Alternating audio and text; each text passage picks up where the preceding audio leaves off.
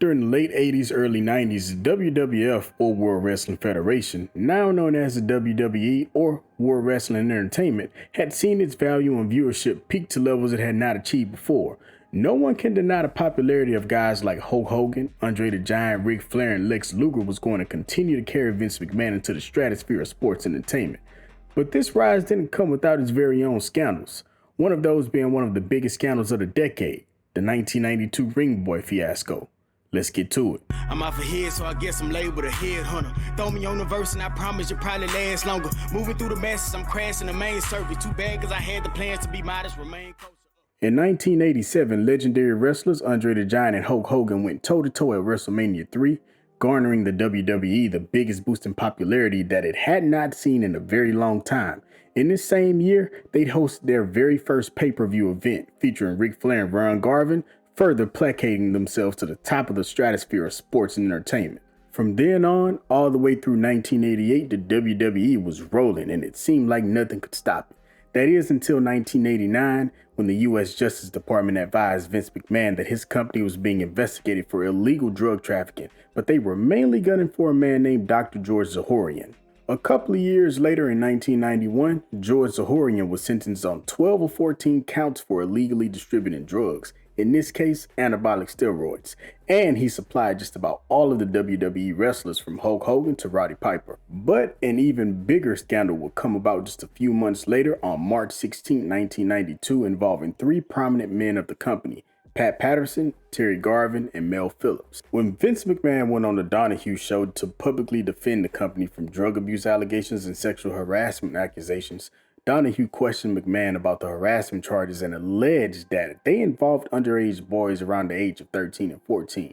The audience was absolutely stunned by this. On the show, McMahon sat at the table with Murray Hodgson, former WWE commentator, and former wrestlers Barry Orton and Tom Hankins. Hodgson would go on to accuse Vince of firing him for not accepting sexual advances from his vice president of talent, Pat Patterson, which McMahon vehemently denied. Hodgson then went on the Geraldo Rivera show a little while later to shed a little bit more light on Pat Patterson's ways, detailing how Pat asked him if he was the new guy and inquired about what he tasted like. The next person to speak was Barry Orton, the uncle of legendary wrestler Randy Orton. He told a story of how he was sitting between Pat Patterson and his assistant, Terry Garvin, while in a car, and he was continually harassed the entire time until he couldn't take it anymore. In another instance, he explained how he was almost forced to give oral sex to Terry Garvin in the front seat while he was driving. He declined, but Terry insisted that he do it every 40 or 50 miles. It was so bad that he had to change cars to get away from the advances of Garvin. Terry Garvin even had a situation where WWF operations manager Nelson Swegler walked into one of the company's buses and saw him molesting one of the teenage boys. Next, it was Tom Hankins' turn to tell his stories regarding Pat Patterson. Hankins asked Patterson if there was a chance of him getting a tryout with the WWE, and his response was that if he gave him fellatio and perform other sexual acts on him, then he could get a tryout.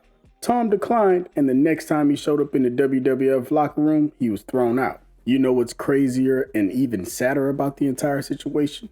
Barry found out later on that his confession on national TV was a sham and had been for nothing. He discovered that Tom Cole's brother hired a lawyer who struck a settlement with the McMahons and the WWE. In this settlement, Cole was given another job with the WWE and a back pay of $150,000. But here's the kicker. Cole actually sat with Linda McMahon throughout the entire ordeal, and if anyone that was not on McMahon's team had mentioned Tom Cole's name, Cole was going to stand up and say that Vince was the only person who had his back. In fact, that settlement kept Tom Cole from being on the Donahue show. Wild, ain't it? Here he was thinking he was doing a good deed and something powerful to help out others. Just for it to be a setup, it has to be very disheartening. Now enters Mel Phillips, former ring announcer and ring crew supervisor. Phillips joined the WWE in the 70s and had unlimited access to the ring boys who were in charge of cleaning and preparing the wrestling rings because he managed them. He was one of the premier voices of the wrestling world, but had a dark side that people wouldn't believe. In '92, two accusers came forward, ring boys Tom Cole and Chris Loss, about Mel Phillips, about how he would videotape himself fondling and masturbating the boys.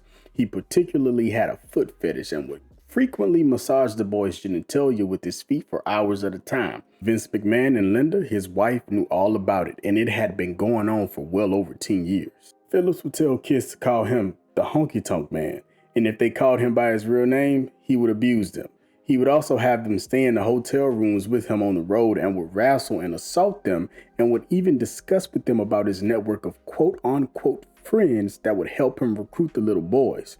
Tom Cole, who eventually became the face of the Ring Boy allegations, also levied accusations against Terry Garvin, alleging that when he was 16 and 19, he was harassed by him too. Garvin invited him over to his house to discuss job assignments, and Terry Garvin turned on a porn movie and asked Cole if he could give him fellatio. Now, Vince publicly went on record saying that he had no idea about any sexual abuse going on in the WWE, even going on the Larry King live show to state the same. McMahon even rehired Phillips with the one caveat that he was to stay away from kids because his relationship with them, and I quote, was peculiar and unusual, and tapped phone calls revealed that he and his wife had known this for a long time. Things were so bad that there was one teen who was involved that staff inside of the WWE would call Mrs. Mel Phillips. In an interview, legendary wrestler Bruno Sammartino also said that there was a time where Mel was caught in the backseat of a car with a 10-year-old boy, and Vince was told about it but did nothing about it and disregarded it, like every other time. The security guard that was on duty and was told about the incident also did nothing about it. He kept a black book of kids, yes, kids from around the country that he would call up whenever he was in their city so that he could bring them to shows. He would round up 5, 6, 7 kids at a time, call up their parents and pick up the kids or meet them. And almost all of these kids came from broken homes, homes without fathers, and homes with mothers who were alcoholics or drug addicts. Then afterwards, he would take them to his hotel room and do things that he did. In the summer of '93, Phillips and Garvin were subpoenaed after a videotape surfaced with Phillips assaulting a minor boy, but no one involved was ever charged with the abuse. But the FBI never even pressed the issue when they were looking into the predatory activities of Phillips and Garvin. FBI agents tried to interview Mel Phillips only to be met by his mother, who said that she hadn't seen him in days. Yes, if you are asking, the FBI completely disregarded the videotape they had in their possession, and that was the end of it. Mel Phillips fell off the face of the earth after he was fired again due to the allegations. Pat Patterson was also caught many times doing unspeakable things to the ring boys, wrestlers, and potential wrestlers, such as groping, assaulting, and much more. In Tom Cole's case specifically, he admitted that Patterson would grope him, grab his genitals and his butt on multiple occasions. To continue to keep Tom Cole quiet, they paid for all of his schooling as a part of the settlement. But a clause in that settlement was that he had to keep his grades up, but he couldn't because it was tough for him to focus. Once he failed his classes, the support was revoked, and they sent him a letter stating how he had an opportunity of a lifetime and he let it slip through his fingers. So here we have 3 extremely nasty individuals: Mel Phillips, Terry Garvin, and Pat Patterson, and a culture of the WWE that allowed for them to prey on little boys for a very long time. And again, none of this was a secret. All of it was dismissed. They groomed the kids who wanted to be in the business and eventually become wrestlers, and from the top to the bottom, the kids were brutalized. And while they had all resigned after the allegations came out, Pat Patterson was eventually brought back because Vince McMahon claimed that he had done nothing wrong. But being that Pat Patterson was his right-hand man, of course he was going to bring him back. Many even say that Vince was a part of the sexual assaults himself. When it was all said and done, Terry Garvin completely went away and fell off the face of the earth, not to be heard from ever again, passing away in 1998 due to cancer. Mel Phillips followed a similar fate, as he was never heard from again after the scandal either. In fact, the WWE has gone to great lengths to completely erase him from all WWE affiliations. There was an estate sale in his name some years ago, but unclear of whether he has passed away or not. As for Pat Patterson, he remained employed with the WWE behind the scenes up until his death in 2020 from liver failure. He was the first openly gay member of the WWE, and Vince McMahon states that this is the reason that they went after Pat and all of this nonsense.